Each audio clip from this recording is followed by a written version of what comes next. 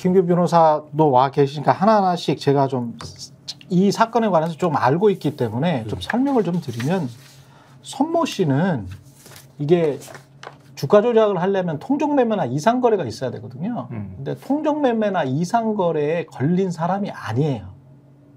그게 아니고 그냥 많이 투자한 사람이에요.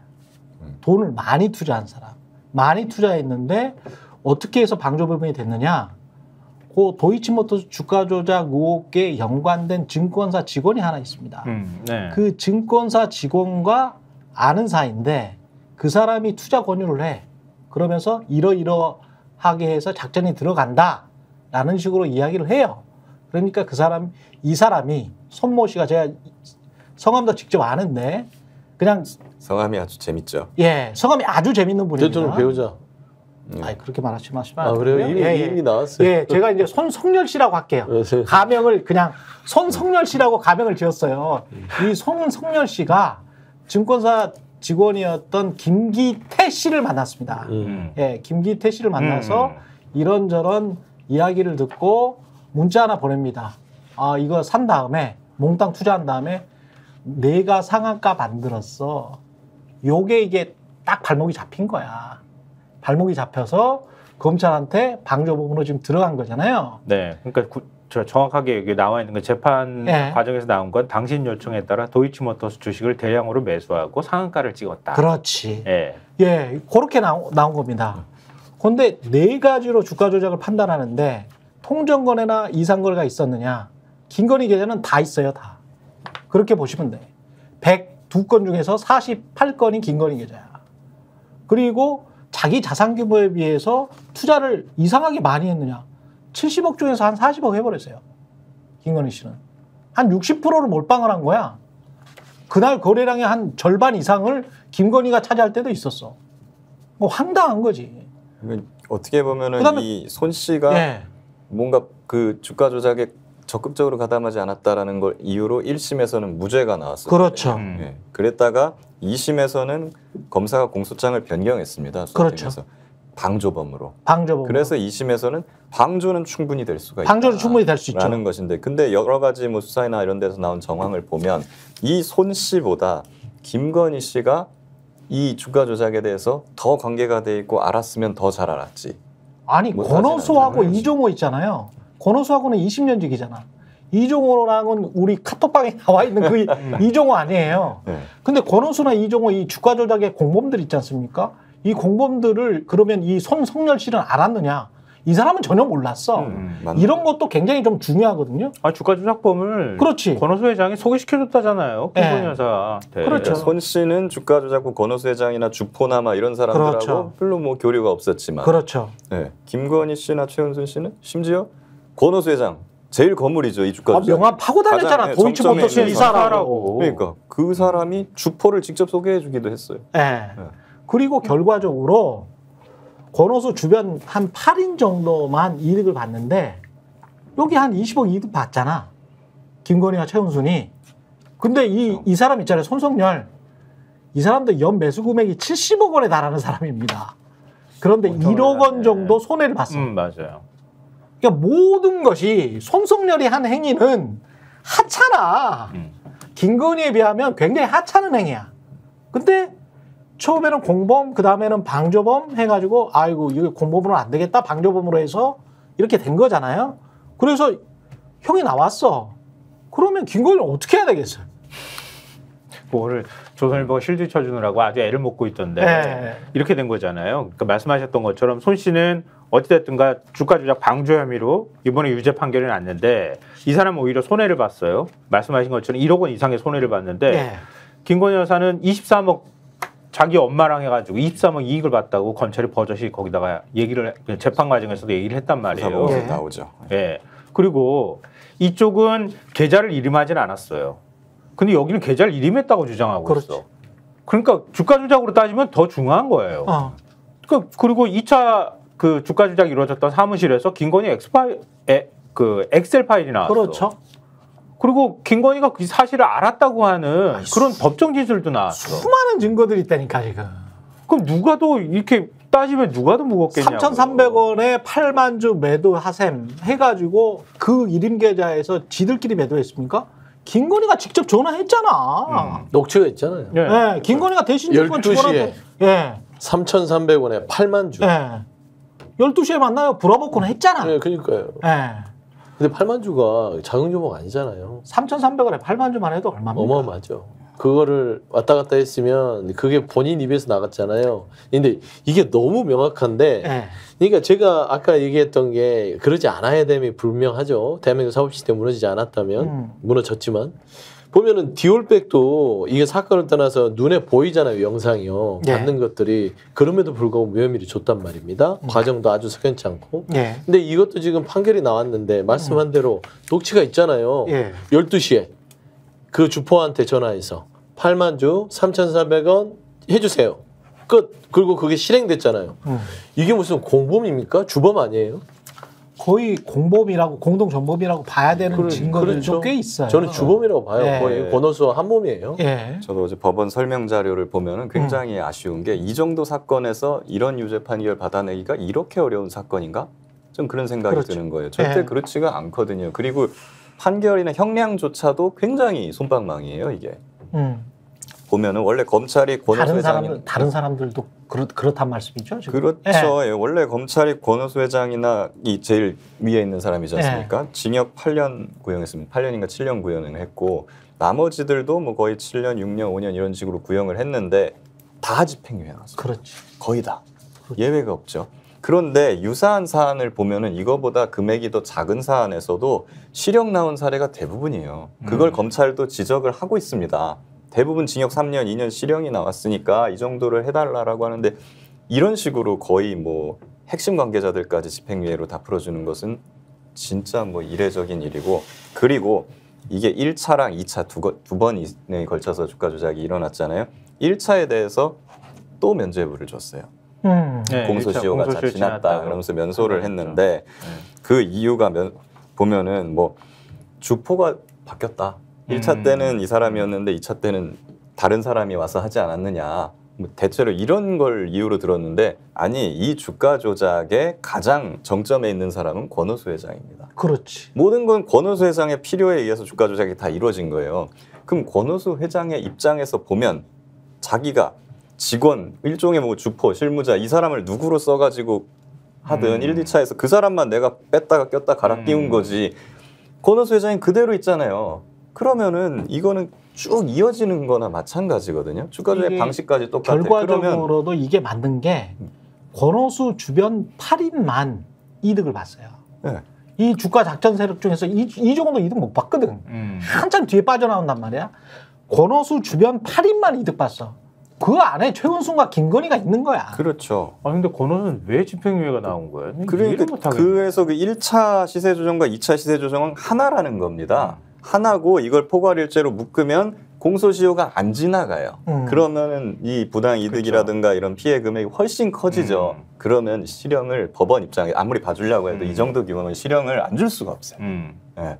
그러니까 굉장히 이거 실형을 안 주고 집행유예를 유지하기 위해서 기교를 부린 것 같다라는 느낌이 너무 드는 거예요. 누구 때문에 기교를 부렸을까요? 네, 검찰에서 기교를 부린 겁니까? 아니면은 쓴 로펌이 기교를 부린 재판부에서 네, 고려를 했다. 지금 이 도이치모터스 수사팀하고 그 수사팀이 지금 이제 재판 유지, 공소 유지를 계속 하고 있죠. 이게 초창기 수사팀입니다. 그분들이 지금 다 흩어졌는데 막 유학도 가고 뭐 좌천도 받고 막 이런데 계속 재판 때마다 지금 올라와가지고 이 공소 유지를 하면서 방조범으로 그 손모 씨를 공소장 변경한 것도 그 수사팀이거든요.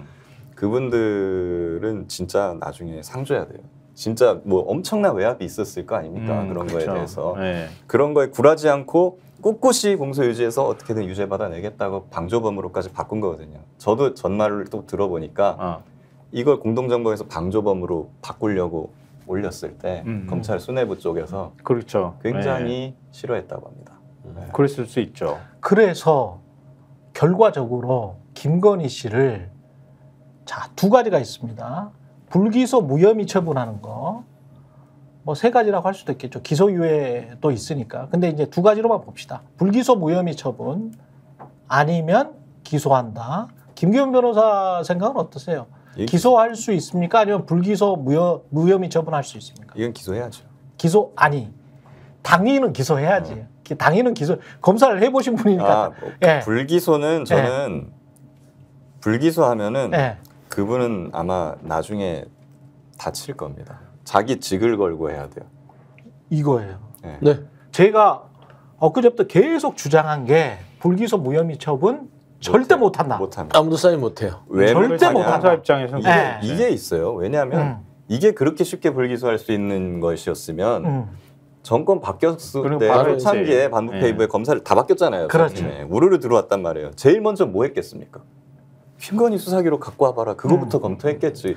쉬웠으면 바로 털었겠죠. 근데 지금 2년이 넘게 이걸 질질질질 끌 이유는 뭐냐면 자기들도 그 기록을 보니까 뜨악하는 거예요. 이거를 불기소했다가는 그렇지. 나는 앞으로 검사 생활을 15년, 20년 더 해야 되는데 바로 직권남용 되는 거야. 정권 바뀌면. 내가 다치거든요. 이게. 절대 못합니다. 자기들끼리 봐줘가지고 직권남용 기소 안 하면 그만이지 뭐. 아니야. 근데 이게 이 케이스가 중앙지검장은 그렇게 하고 싶겠죠. 검사 생활이 얼마 안 남은 수뇌부 이런 사람. 근데 어차피 사인해야 되는 사람은 주임 검사야. 그렇죠. 이거 불기소장 쓰고 사인하고 해야 되는 그 젊은 검사들은 아직 검사 내 인생이 20년은 더 남았단 말이에요. 절대 어렵게 검사 자리가 왔는데. 그러니까 사인 한번 가면은 이런 식으로 할 거예요. 검사장님이 하십시오. 그렇지. 그렇게 이야기하겠지. 그렇지. 난 빠져야지. 제가 듣기에도 검사들 사이에서 중론이 이거 못 빠져나간다. 그러니까 시간을 벌면서 계속 이거 공소시효가 어떻게 안 되겠니? 뭐 이런 식으로 이제 빠져나갈 수도 있겠죠. 근데 그 가능성에 관해서 어떻게 생각하세요? 대법에서 확정 판결이 돼버리는 거야. 기소도 안 하고 불기소 처리도 안 하고. 그렇죠. 대법원에서 이게 확정돼 버리면은 김건희 여사에 대한 공소시효가 다시 진행이 되죠. 그죠? 그러면 거기서 시간을 더 끌면 공소시효가 그대로 도가될 수도 있겠죠. 그렇죠. 근데 그렇게 되면 그거 가만히 있을까요? 그러니까. 그 검사들 공소시효를 고의로 도과시킨 거잖아요. 그렇죠. 그건 처벌받을 가능성이 있죠. 이거는 명빼박이에요. 훨씬 더 직권남. 충분히 인지하고 있음에도 불구하고 안 했다니 판단을 안 해버리는 거니까. 게다가 이 정권이 1년 남았는지 2년 반 남았는지를 몰라 지금.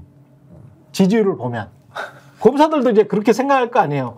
1년 남았나? 2년 반 남았나? 근데 2년 반 남았어도 그 다음에 정권이 바뀔 가능성이 굉장히 커져버렸기 때문에 이건 섣불리 제가 보기에도 못합니다. 이제 지지율이 이렇게 떨어지고 정권 말기로 가면 갈수록 갑자기 검사들이 되게 정의로워지고 공정해지거든요. 그렇지.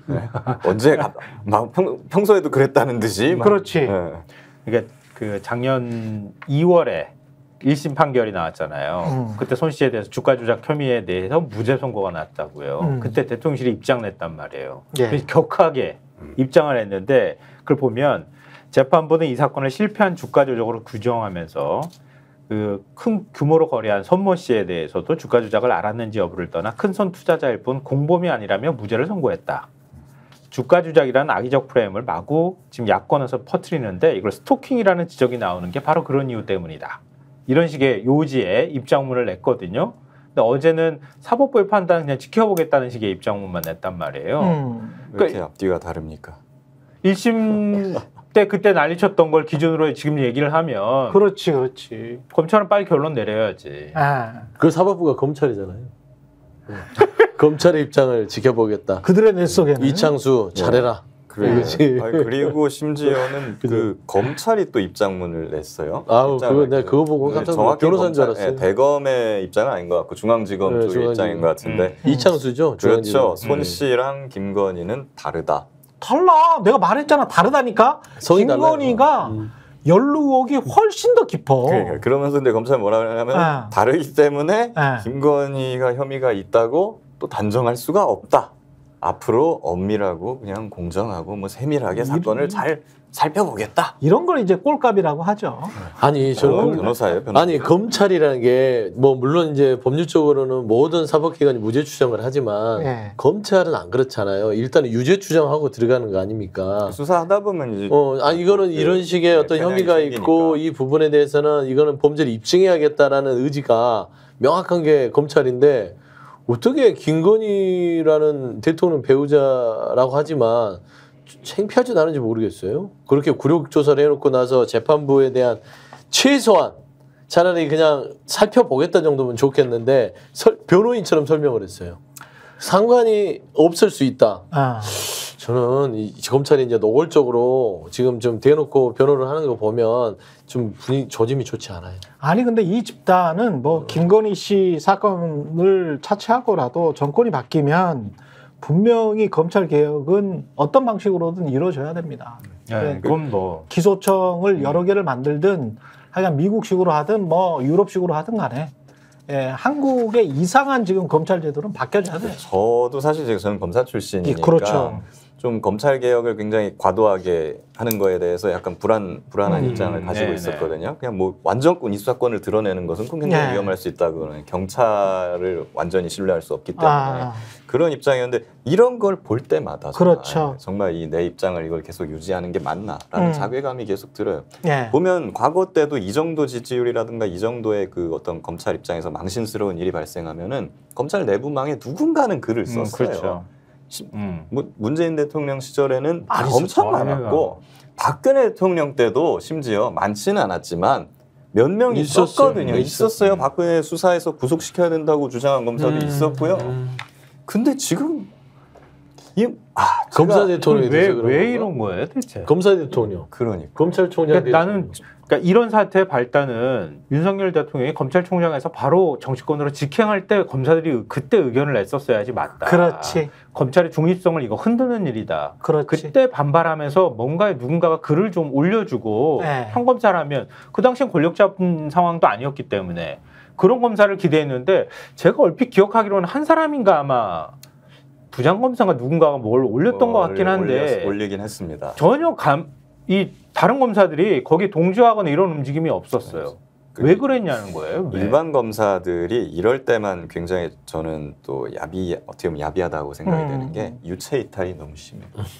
자기가 싫어하는 그러니까 막 문재인 정부라든가 뭐 이런 데 있어서는 뭔가 자기가 검사인데 나는 한 명의 검사인데 내가 검찰 전체인 것처럼 막 달려들고 공격을 해.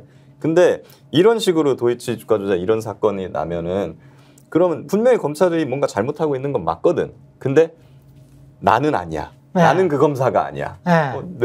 난 잘못 안 했어. 그건 그거 걔가 한 거지. 이런 식으로 갑자기 손절을 하면서 그냥 아무 일 없었던 것처럼 룰루랄라 한단 말입니다. 이게 맞지 않고 제가 이제 현직 검사로 있을 때 그 검수완박에 반대한다 그래가지고 평검사 회의가 열렸던 적이 있어요. 그렇죠. 저도 이제 참관을 했었거든요. 중앙지검에서. 그때 평검사회의에서 결론 나오고 발표도 한 것 중에 무슨 내용이 있었느냐면 국민들께서 검찰이 편향적이고 중립적이지 못하다고 생각을 하니까 우리도 뭐 그런 거 뼈아프게 받아들인다. 수뇌부가 편향적이지 않게 하는 거 우리가 감시하겠다. 평검사회의를 정례화하겠다. 정례화해서 검찰 수뇌부가 이상한 짓을 하는 거에 대해서 평검사들이 목소리를 내겠다. 우리가 감시하겠습니다. 그렇게 이런 내용이 그때 평검사회의 발표문에 있어요. 2021년? 2년이죠. 2년? 2년쯤에 있는데 저는 그때 그 뒤에서 그냥 팔짱 끼고 앉아 있었거든요. 내년에 또 하나 보자. 내 예상대로 아무도 안 해요. 지금까지 평검사 회의에 평자도 나온 적이 없습니다. 도대체 뭐 하자는 거예요, 이게? 진짜 심각한 문제라고 생각해요. 그렇습니다. 저희가 얘기할 때 오셔가지고 라이브로 관전하시기 바랍니다. 반드시 주변 사람들 데리고 오시기 바랍니다. 구독, 좋아요, 알림 설정 해주시기 바랍니다. 좀 살려주십시오, 저 좀.